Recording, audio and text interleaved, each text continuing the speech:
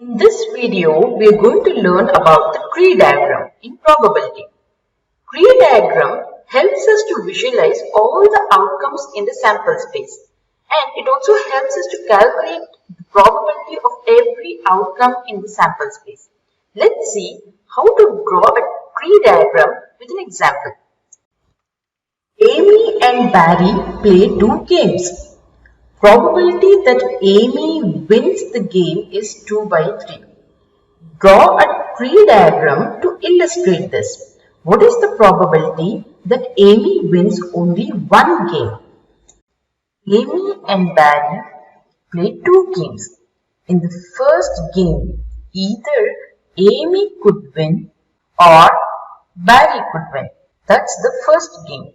In the second game, again, either Amy could win or Barry could win.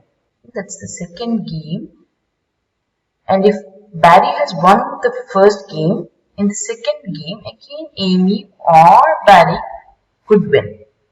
The probability that Amy wins is 2 by 3. So, we can write 2 by 3 here on the branch where Amy wins. Similarly, in any game, probability of Amy winning is 2 by 3. So, we write 2 by 3 here. And the probability of Amy losing the game, which is nothing but Barry winning the game, is equal to 1 minus 2 by 3, which is equal to 1 by 3. So, the probability of Barry winning the game is 1 by 3. Barry winning every game here is 1 by 3. This is how we write the probability on a tree diagram.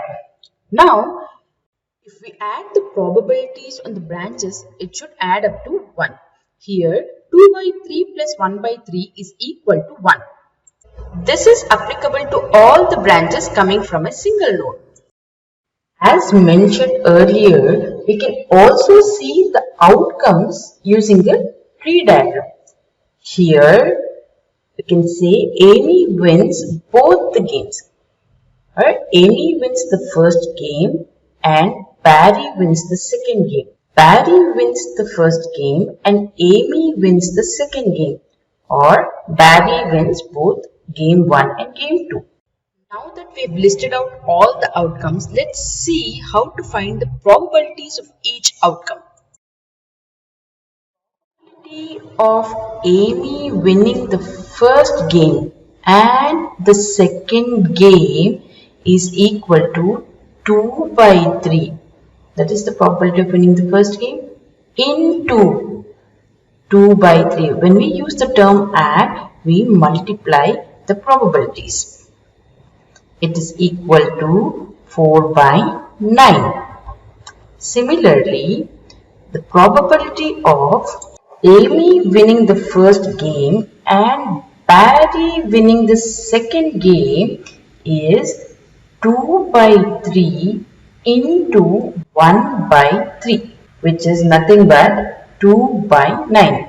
Similarly, the probability of Barry winning the first game and Amy winning the second game is equal to 1 by 3 into 2 by 3, which is equal to 2 by 9. And lastly, Barry winning the first game and also the second game is equal to 1 by 3 into 1 by 3, which is equal to 1 by 9.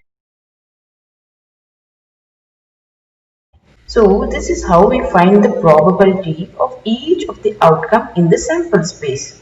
If we add the probabilities of outcomes in the sample space, I'll write it here, 4 by 9 plus 2 by 9 plus 2 by 9 plus 1 by 9. It is equal to 1.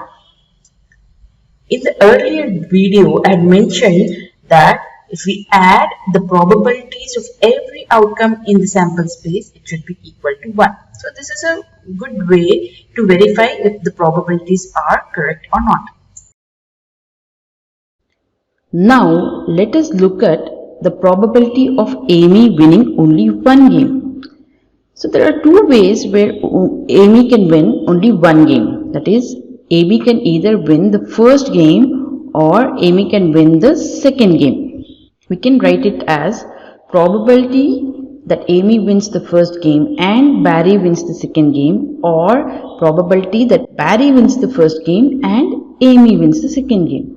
We already know the probability of Amy winning the first game and Barry winning the second game. That is the second outcome, AB, which is 2 by 3 into 1 by 3. And whenever we see or, we add the probabilities, because there are two ways in which Amy can win one game. So that is 1 by 3 into 2 by 3.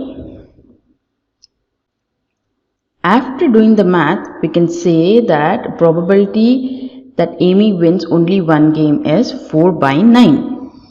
I have printed out the solution for you. You can pause the video and take a look at it. Now that we've understood what a tree diagram is, let's see how to do probability with and without replacement using tree diagrams. Probability without replacement. Let's see how to do that using tree diagram. A box contains 10 chocolates. 3 of these are white and 7 are dark chocolate. Asha picks a chocolate from the bag and eats it. She loves the chocolate so much that she picks another chocolate and eats it. Complete the probability tree diagram. What is the probability that both chocolates are white and at least one chocolate is white? Let's first complete the probability tree diagram. Okay, I have drawn the chocolates. There are totally 10 chocolates, out of which these are the white chocolates, by the way.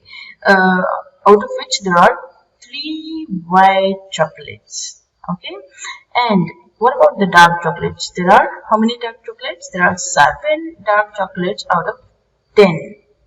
So she took the first chocolate and ate it. So let's see, she ate a white chocolate. So this is not there anymore. So how many white chocolates are left? 2. And what is the total number of chocolates left now? It is 2 by 9. Right? So she ate a white chocolate. So what is the number of dark chocolates left now? 1, 2, 3, 4, 5, 6, 7. 7 dark chocolates by 9.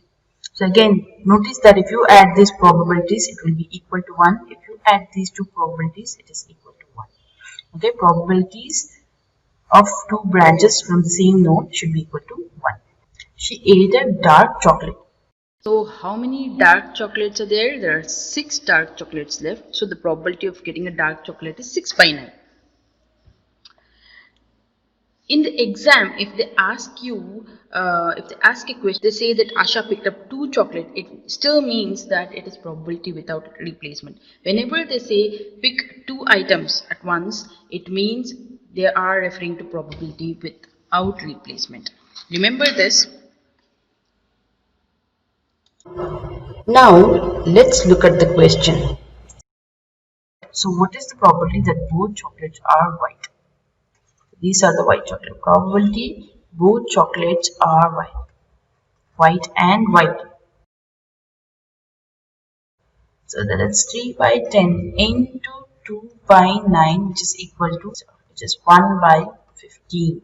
So that is the probability of both chocolate being white. At least one chocolate is white. So this is a tricky question again. When they say at least one chocolate is white, it could be both white and white, or it could be white and dark, or it could be dark and white. There are 3 ways.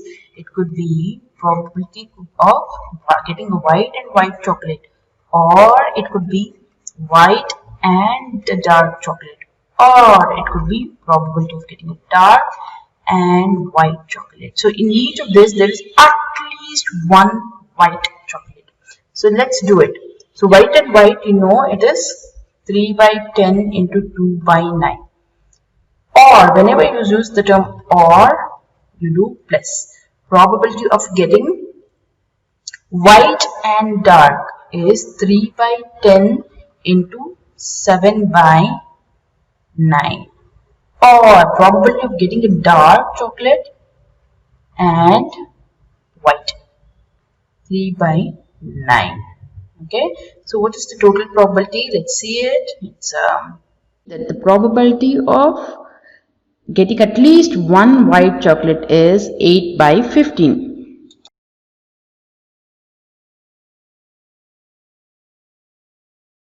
There is one more way of doing this problem. We can find the probability of both chocolate being dark. And if we subtract that from 1, then we'll get the probability of at least one chocolate being white. Now that we have looked at probability without replacement, let's look at another problem where we do probability with replacement. A bag contains 2 red, 4 blue and 6 yellow balls. A student is asked to randomly pick one ball from the bag. Note the color and put the ball back into the bag. Again, the student is asked to pick another ball. What is the probability that both balls are red? One ball is red and other is blue. Ball 1 is yellow and ball 2 is blue. So let's draw the tree diagram. When the student picks the first ball, the ball could be either red, blue or yellow. That's the first pick. Again, when he picks up the ball could be again red, blue or yellow. Similarly, he got blue ball in the first pick. In the second pick, it could be red, blue or yellow. Similarly, after getting a yellow ball, he can still get red, blue or yellow ball. Probability of getting a red ball.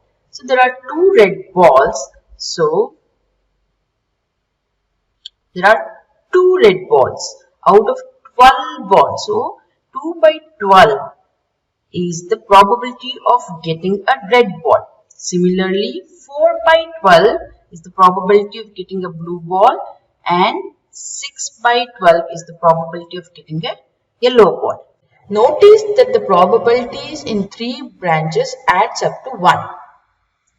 Since he replaces the ball back in the second pick, again the probability of getting a red ball is still 2 by 12, blue ball is 4 by 12 and yellow ball is 6 by 12. Notice that the probabilities in the first pick and the second pick will remain the same since the ball is replaced.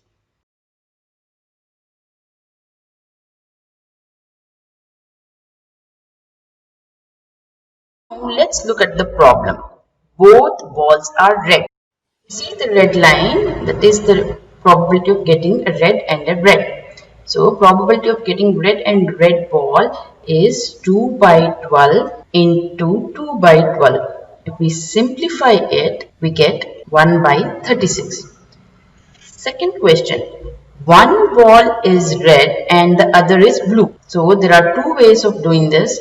First pick could be red ball and second one blue. Or first one could be blue ball and second one could be a red ball. So probability of getting a red and blue or probability of getting a blue and red, which is 2 by 12 into 4 by 12 plus 4 by 12 into 2 by 12.